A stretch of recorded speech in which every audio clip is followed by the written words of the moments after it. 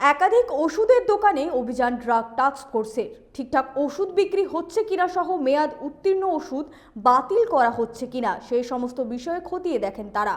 মঙ্গলবার দুর্গাপুরের new township থানার শঙ্করপুরের একাধিক ওষুধের দোকানে তাদের এই অভিযান চলে।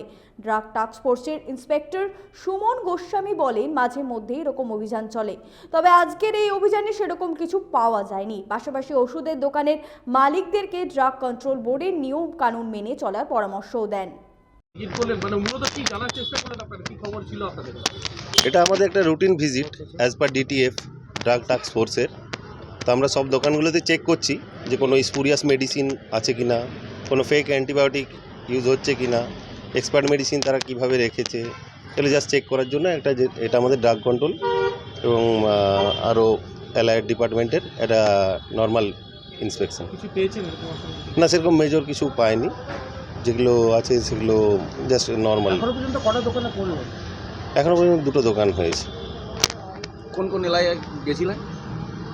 আমরা পুরো দুর্গাপুরে চেষ্টা করছি যতটা কাভার আপ করা যায়। দুর্গাপুর থেকে সনাতন গড়াইয়ের রিপোর্ট, 99 নিউজ বাংলা।